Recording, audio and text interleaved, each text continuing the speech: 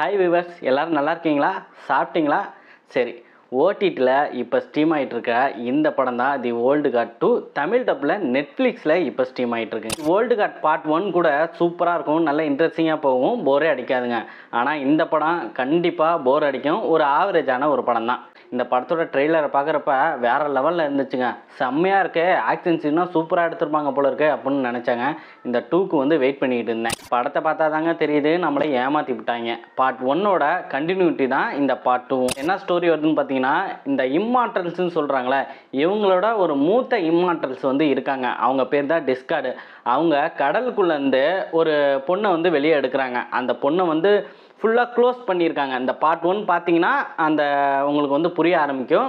ஒரு சீல்டு மாதிரி போட்டு க்ளோஸ் பண்ணி கடலில் தூக்கி போட்டிருப்பாங்க. பார்ட் 1ல் அவங்கள கண்டுபிடிச்சி இவங்கள வெளியே கொண்டு வருவாங்க. பல நூறு வருஷங்களுக்கு அப்புறம் அந்த ஆண்டியும் கொன்னும் மீட் பண்ணுறாங்க. அப்புறம் ஒரு சின்ன ஒரு ஃப்ளாஷ்பேக் சீன் வருது. அவங்க ஏன் வந்து அந்த பிரிஞ்சு போனாங்க அப்படிங்கிற ஒரு ஃப்ளாஷ்பேக் சீனாக காட்டுறாங்க. கொன் வந்து செம்ம கோவத்தில் இருக்காங்க.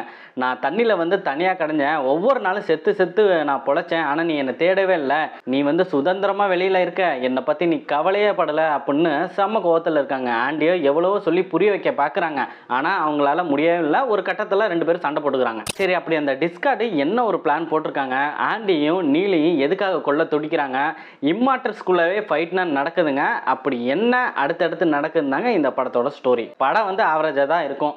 படத்தோட ஃபஸ்ட்டு 15 மினிட்ஸ் வந்து ஒரு ஃபைட்டோட ஆரம்பிக்குது.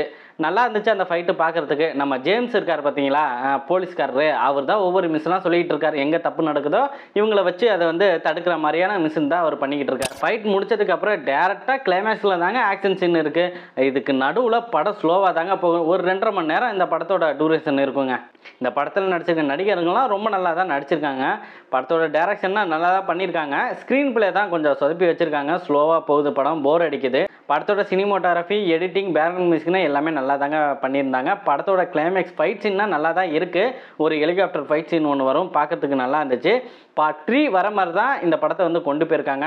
அடுத்து வந்து டிஸ்கார்டோட பிளான் என்னவா இருக்க போகுது, இனி வந்து இம்மார்டல்ஸ்க்கான நிலைமை என்ன ஆக போகுது. ஏன்னா ஆண்டி கூட இருந்த இந்த இம்மார்டல்ஸ் எல்லாமே டிஸ்கார்டு கடத்திட்டு போயிடுவாங்க. பார்ட் 3ல் என்ன நடக்க போகுதுன்னு கொஞ்சம் வெயிட் பண்ணி தான் பார்க்கணுங்க. பார்ட் 2வே நல்லா இல்லை, இதில் பார்ட் 3க்கு வெயிட் பண்ணுமா அப்படின்னு கேட்குறீங்களா? வேறு என்ன பண்ணுறது, ஸ்டோரி தெரிஞ்சுக்கணும்னா பார்ட் 3 பார்த்து தானே ஆகணும். பொறுமை இருந்துச்சுன்னா இந்த படத்தை பாருங்கள். தமிழ் டப்பில் தான் இருக்குது, நெட்ஃப்ளிக்ஸில் இப்போ ஸ்ட்ரீம் ஆகிட்டு இருக்கு. கடைசி வரைக்கும் வீடியோ பார்த்துருந்தீங்கன்னா ரொம்ப தேங்க்ஸ்.